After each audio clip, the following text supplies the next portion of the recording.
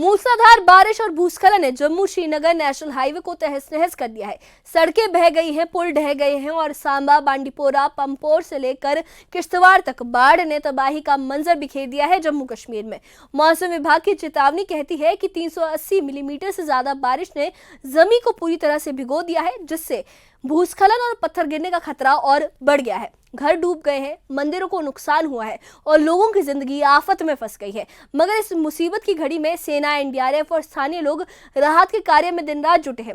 आखिर इस तबाही ने जम्मू कश्मीर को कैसे घेर लिया है, राहत कार्यों का क्या हाल है और क्या ये आपदा 2014 की बाढ़ जैसे हालात दोबारा ला सकती है? आइए इस खास रिपोर्ट में हम आपको इस साहसी की पूरी दास्तान और उसमें बसी उम्मीद की किरण भी दिखाते हैं। देखिए इस खास रिपोर्ट में कि जम्मू कश्मीर में इस वक्त मौसम की तबाही की वजह से क्या हाल है। देखिए ये खास रिपोर्ट।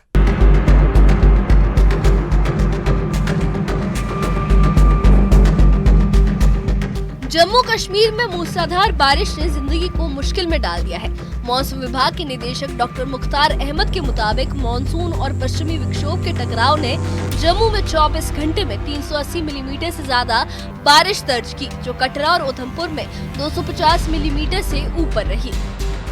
डॉक्टर मुख्तार ने चेतावनी दी कि जमीन पूरी तरह से भीग चुकी है, जिससे भूस्खलन और पत्थर गिरने का खतरा बढ़ गया है।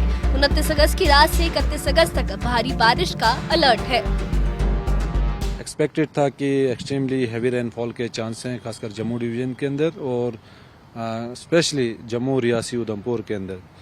और 380 मिलीमीटर जो अब तक का हाईएस्ट एवर रेनफॉल रिकॉर्ड किया गया है 24 घंटों के दौरान, तो ये डिस्ट्रिक्ट जम्मू के अंदर जम्मू स्टेशन ने रिकॉर्ड किया है। और उसके बावजूद जो है बाकी डिस्ट्रिक्ट्स के अंदर भी, खासकर रियासी की बात करें, उधमपुर की बात करें, ज्वाइनिंग डोडा की बात करें, तो इन जगहों पे भी जो है ऑलमोस्ट मोर देन 200 मिलीमीटर और रियासी, उधमपुर के अंदर तो लगभग 300 मिलीमीटर तक की भी बारिशें रिकॉर्ड की गई। इसमें देखो अभी फोकास्ट जो अपकमिंग डेज का फोकास्ट है ड्यूरिंग नेक्स्ट 7 to 10 डेज का, तो इसमें खासकर 29 लेट नाइट तक जो है मौसम ठीक रहने के चांस हैं, with possibility of brief spell of rain. जैसे आज भी दोपहर के बाद जो है कुछ जगहों पे light rain, thunder shower activity हो सकता है, तो जम्मू डिवीजन में भी पॉसिबिलिटी है। तो रात के टाइम में भी थोड़ा सा light rain, thunder shower activity है, क्योंकि मानसून का टाइम है और काफी ज्यादा मॉइस्चर है।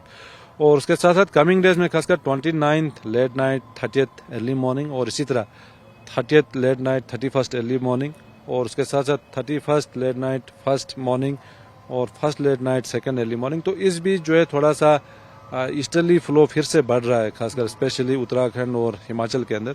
तो उसके कारण जो है यहाँ एडजॉइनिंग जम्मू डिवीजन में भी थोड़ी सी बारिशों के चांसेस हैं, जिसमें कुछ एक डिस्ट्रिक्ट्स में लाइट रेन, कुछ एक डिस्ट्रिक्ट्स में मॉडरेट, कुछ एक डिस्ट्रिक्ट्स में मॉडरेट टू हैवी रेन के चांसेस हैं। उधमपुर के समरौली में Jammu Srinagar national highway NH-44 का एक बड़ा हिस्सा बह गया और थर्ड क्षेत्र में एक पुल बह गया। धर्मथल में भूस्खलन ने एक ट्रक और 2 कारों को तवी नदी के किनारे बहा दिया। गैमन इंडिया के रोहित खजूरिया ने बताया कि हाईवे की दोनों लेन पूरी तरह से बर्बाद हो चुकी हैं। जखानी से चिनैनी तक कई जगहों पर सड़कें धंस गई, जिससे 500 से ज्यादा वाहन फंस गए हैं। बताएं सर, कौन सी स्ट्रेच पे ये टोटली वॉश हो चुका था और कौन सा ये नेशनल हाईवे है और अभी करंट सिचुएशन क्या है? ये हमारा नेशनल हाईवे का स्ट्रेच जो है, ये उधमपुर से चिनैनी वाला स्ट्रेच है और ये अभी हम बली नाला में खड़े हैं और बली नाला में ही जो वॉश आउट हुआ था हमारा, तो अभी वहाँ पे मशीनरी मोबिलाइज्ड है, काम चल रहा है।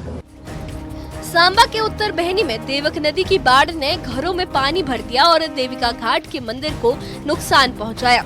स्थानीय अशोक कुमार शर्मा ने कहा कि पुल का निर्माण सालों से अधूरा है, जिसके चलते हमें भारी मुश्किलें झेलनी पड़ रही है।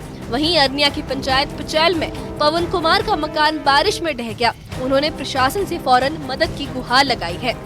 लेकिन ये तो हमने अपनी जिंदगी में पहली दफा देखा है, 3 बारिश हुई है, इसने इतना नुकसान किया है कि लोगों की कनेक्टिविटी खत्म हो गई है। ना बच्चे कोई बीमार हो जाए, कैसे आना है, ना आ ही नहीं सकते हैं। तो आप बार बार नहीं, इससे सांबा को कनेक्टिविटी टूट गया है। साथ ही नगोटा गाँव है, उसका थोड़ा कनेक्ट है, लेकिन लोग नहीं आ सकते हैं, बहुत नुकसान हुआ है। अब हम एडमिनिस्ट्रेशन से रिक्वेस्ट करते हैं कि जल्दी से जल्दी लोगों की प्रॉब्लम को देखते हुए इसको हल किया जाए। घरों में पानी चला गया, माल मवेशी का बड़ा नुकसान हुआ, ठीक है, रास्ते बंद हो गए हैं, ठीक है, लोगों का कितने हज़ारों रुपए का, लाखों रुपए का सामान खराब हो गया, किसी का रोड डैमेज हो गया, किसी का घर गिर गया। अब कितने क्या नाम लूँ मैं, हर किसी को मतलब नुकसान हुआ है। रास्ता प्रमंडल को जाने वाला लोग टोटली डिस्कनेक्टेड।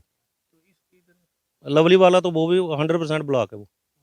कम से अगर आज भी मशीन अगर खोलने को एडमिनिस्ट्रेशन खोले तो उसको खोलने में कम से कम 5-7 दिन लग जाएंगे। हम लोग इधर से चले गए थे, ऊपर लक्ष्मी मंदिर है उधर चले गए थे। खतरा था, सभी बुजुर्गों को लेकर, बच्चे, परिवार सभी को लेकर चले गए ऊपर। पानी में ऐसे हो गए, जो पुल के पीछे थे ना, वो तो सभी ऐसे हो गया, गिर गया था, बिल्कुल खड्डा पड़ गया था। आने जाने को बंद हो गया सभी।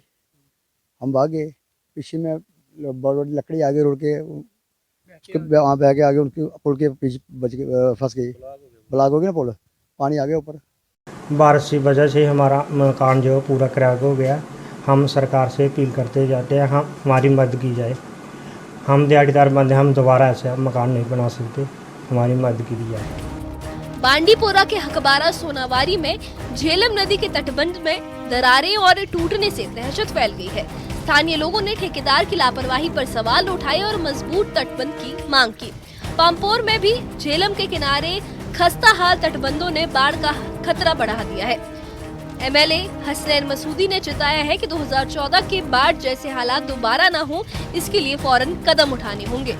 पामपोर के लोगों के लिए हमेशा ये दर्द से रहा है। जो कई सालों से हमारी दरख्वास्त थी, जो भी हुकाम थे, कि ये जो पामपोर का ये बंद है, इसको कंस्ट्रक्ट किया जाए, इसको स्ट्रॉन्ग किया जाए, ताकि जो हमेशा कहीं जब भी बारिश होती है इसका थ्रेट आम लोगों पे होता है। क्योंकि जो यहाँ पे बिजनेस एस्टेब्लिशमेंट है या हाउस होल्ड्स होते हैं, वो हमेशा रिस्क पे रहते हैं। कि आप देखिए, खुद भी अगर आप जूम कर सकते हैं, आप दिखा भी सकते हैं कि ये बंद किस कंडीशन में है। इससे जब यहाँ पे पार्लियामेंट इलेक्शन भी थे और असेंबली इलेक्शन थे, उस टाइम पे हमने जो भी कंटेस्टेंट्स थे उनसे ये दरखास्त की थी कि इसको रिनोवेट किया जाए, इसको स्ट्रेंथन किया जाए, ताकि जो पामपोर की आवाम है वो थोड़ा साया ऑफ रिलीफ करे। लेकिन जो भी बंदा आता है वो वादे तो करता है, लेकिन ऑन द ग्राउंड वो काम नहीं होता है। वो एक मंसूबा बनाया जाएगा, जिसका ये इनका काम है कि ये मंसूबा बनाए, प्रपोजल बनाए, एक डीपीआर बनाए, और उसके बाद वो पायलट करना, वो फंड्स लाना, वो मेरा काम है। उसके बाद इंशाल्लाह आज फिलहाल राहत का हमें ये उम्मीद है, राहत की उम्मीद है।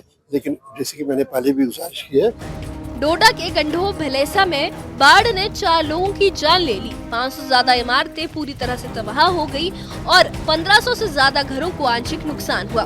किश्तवाड़ के पुंजवाह में सेना, वायुसेना और प्रशासन ने मिलकर उल्फत बानों को भूस्खलन के बाद सुरक्षित निकाला। स्थानीय लोगों ने प्रशासन की तारीफ की, लेकिन राहत कार्यों में तेजी की मांग भी की। पहलगाम में मोवेरा फुटब्रिज के बहने से 5 गाँवों का संपर्क टूट गया। 4 दिन से मुसलसल बारिशों से पूरे भलेसा में अफरा तफरी का माहौल है। यहाँ पे आप भी देख रहे हैं कि हर जगह पे कहीं ना, अभी इंटरनेट 4-3 दिन से इंटरनेट भी बंद है, फ़ोन कॉल्स भी बंद है। हम जैसे कोई पिछले अपनी जैसे सदियां थी उनमें आ गए हैं। मेरी जो है डिस्ट्रिक्ट एडमिनिस्ट्रेशन से और एलजी सरकार इंतज़ामिया से ये गुजारिश है कि सबसे पहले जो है नेटवर्क सिस्टम को बहाल किया जाए, ताकि हमें लोगों की सिचुएशन का पता चल सके। और मेरी डीसी साहब से भी ये गुजारिश है कि यहाँ पे सबसे पहले लोगों को, जो लोग बेघर हो गए, इनको दोबारा से रिहेबिलिटेट किया जाए। जम्मू कश्मीर में बारिश की मार और राहत की जद्दोजहद जारी है। एनडीआरएफ, सेना और प्रशासन दिन रात राहत के कार्यों में जुटे हैं, लेकिन अधूरी सड़कें, कमजोर तटबंध और लापरवाही ने चुनौतियां बढ़ा दी हैं। Bureau report, news 18। Jammu Kashmir में कुदरत का ये कहर न सिर्फ सड़कों, पुलों और घरों को बहा ले गया है, बल्कि लोगों के दिलों में डर और बेचैनी भी भर गया है। जम्मू श्रीनगर हाईवे का ढहना, सांबा में डूबते घर, बांडीपोरा और पामपोर में टूटते तटबंध और डोडा में 4 जिंदगियों का चले जाना, ये त्रासदी जम्मू कश्मीर को सालों पीछे ले गई है। मौसम विभाग की चेतावनी कहती है कि बारिश का सिलसिला अभी थमने वाला नहीं है और भूस्खलन का खतरा अब भी मंडरा रहा है। मगर इस अंधेरे में एक उजाला है, सेना, एनडीआरएफ और स्थानीय लोगों का जज्बा, जो किश्तवाड़ में उल्फत बानो जैसे लोगों को भूस्खलन से बचा रहे हैं और सैकड़ों फंसे हुए लोगों को सुरक्षित ठिकानों पर पहुंचा रहे हैं। अधूरी सड़कें और कमजोर तटबंधों ने चुनौतियां बढ़ाई है, मगर प्रशासन और राहत टीमें हार नहीं मान रही हैं। ये आपदा ये भी सिखा रही है कि इंसान कितना बेबस है प्रकृति के आगे, लेकिन एकजुटता और हौसला हर मुश्किल को पार करने में हमारी मदद कर सकता है। इस वक्त सबकी संवेदनाएं उन तमाम परिवारों के साथ है जिन्होंने इस तबाही में अपना सब कुछ खो दिया है। इस बारे में आपकी क्या राय है? हमें कमेंट बॉक्स में अपनी राय जरूर बताइए कि क्या ऐसी आपदाओं से बचने के लिए बेहतर इंतजाम और हो सकते हैं? क्या जम्मू कश्मीर फिर से अपनी रौनक हासिल कर पाएगा? इस बारे में आपकी क्या राय है, हमें कमेंट बॉक्स में अपनी राय जरूर बताइए। और इससे जुड़े अपडेट्स के लिए और ऐसी ही खबरों के लिए हमारे चैनल के साथ बने रहिए, हमारे चैनल को सब्सक्राइब करिए। शुक्रिया।